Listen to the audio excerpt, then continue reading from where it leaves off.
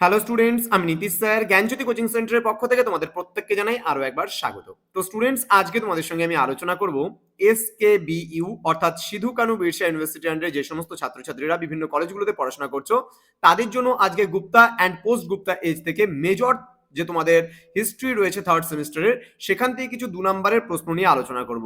ক্লাসটি শুরু করার পূর্বে তোমাদেরকে বলে রাখি, যারা এখনো চ্যানেলটিকে সাবস্ক্রাইব করনি তারা অবশ্যই চ্যানেলটিকে সাবস্ক্রাইব করে পাশে থাকা বেল আইকন অল প্রেস করে দাও, যাতে নেক্সট টাইম থেকে কোনো ভিডিও আপলোড করলে তার নোটিফিকেশন তুমি সবার আগে পেতে পারো। এছাড়া অনলাইনে তোমরা যারা ভাবছো আমাদের কাছে কোর্স করবে বা ক্লাসেস করবে তারা অবশ্যই যোগাযোগ করো। আমাদের অফিসিয়াল নাম্বার 7076398606 নাম্বারে অথবা 6295916282 নাম্বারে। তোমাদের টোটাল কোর্স ফি রয়েছে, যদি তোমরা খালি মেজর পড়তে চাও সেক্ষেত্রে 499 রুপিস কিন্তু আমাদের পুরো কোর্স ফি রয়েছে। এছাড়াও আমরা অন্যান্য অনেক সাবজেক্টই পড়িয়ে থাকি। তোমাদের প্যাকেজিং সিস্টেম কিন্তু রয়েছে মাত্র 499 যারা এসকেবিইউ এর আন্ডারে রয়েছে।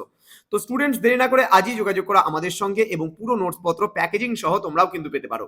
চলো শুরু করছি আজকের ক্লাসটা। কিছু 2 নম্বরের গুরুত্বপূর্ণ প্রশ্ন। ভারতের ইতিহাসে ভারতীয় নেপোলিয়ান কাকে এবং কেন বলা হয়?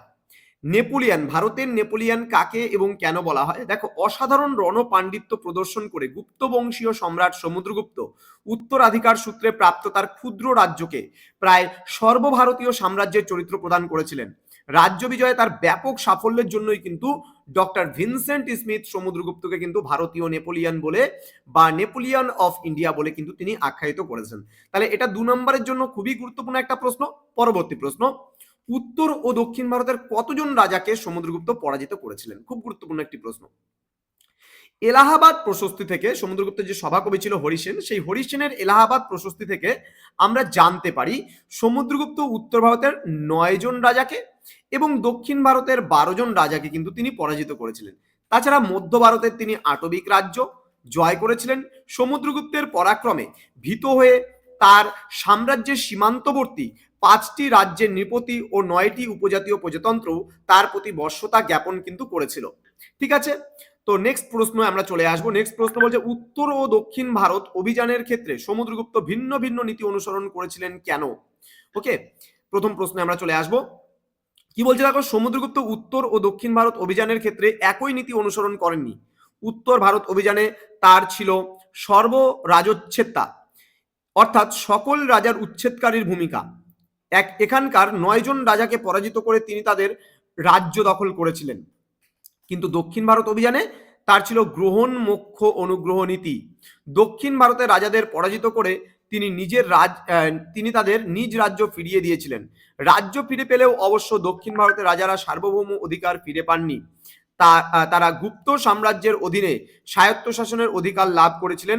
দাক্ষিণাত্যের ক্ষেত্রে এই নীতি অনুসরণে সমুদ্রগুপ্তের চিত্তের ঔদার্য থেকে বাস্তববোধ ও রাজনীতি জ্ঞানের পরিচয় পাওয়া যায়। রাজধানী পাটলিপুত্র থেকে সুদূর দক্ষিণ ভারত প্রত্যক্ষ শাসনাধীনে রাখা তখনকার দিনে সম্ভব ছিল না বলে সমুদ্রগুপ্ত কিন্তু এই নীতি গ্রহণ করেছিলেন। এটা খুব একটা বেশি গুরুত্বপূর্ণ নয়।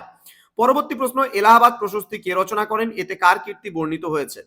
এলাহাবাদ প্রশস্তি রচনা করেছিল সমুদ্রগুপ্তের সভাকবি হরিসেন। এলাহাবাদে অশোকের শিলাস্তম্ভের ওপর খোদিত এই লিপিতে সমুদ্রগুপ্তের দিগ্বিজয়ের কাহিনী কিন্তু বর্ণিত রয়েছে। গুপ্ত যুগের ইতিহাস রচনার এটি একটি মূল্যবান উপাদান হিসেবে স্বীকৃত। তো আজকে মোট 4টা প্রশ্ন দিলাম এবং পার্ট 1 ভিডিও এটা করলাম। তো আমাদের এখানে দেখো, টোটাল তোমরা দেখতে পাচ্ছ যে এখানে পুরো কিন্তু আমাদের 9টা পেজ আছে এবং 9টা পেজে আমরা দিয়ে রেখেছি তোমাদের পুরো প্যাকেজিং 2 নম্বরের প্রশ্নগুলো। ঠিক আছে, তোমাদের 2 নম্বরের প্রশ্ন, তোমাদের কোশ্চেন প্যাটার্ন অনুযায়ী যা যা আছে সমস্ত প্রশ্ন উত্তর কিন্তু আমরা তোমাদেরকে করে দিয়েছি এবং তার সাজেশনসও তোমরা আমাদের কাছ থেকে পেতে পারছো। তো স্টুডেন্ট, শুধুমাত্র 499 টাকা প্যাকেজের বিনিময়ে তোমরা কিন্তু মেজর হিস্ট্রি আমাদের কাছে পড়তে পারছো। তো স্টুডেন্টস, দেখা হচ্ছে খুব তাড়াতাড়ি আরো একটা নতুন ভিডিও নিয়ে। তোমরা অবশ্যই চ্যানেলটিকে সাবস্ক্রাইব করে রাখো, তোমাদের কাজে লাগবে।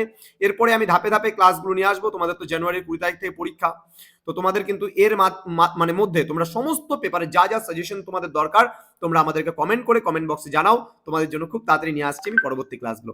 Thank you so much, thanks for watching. After all, thank you.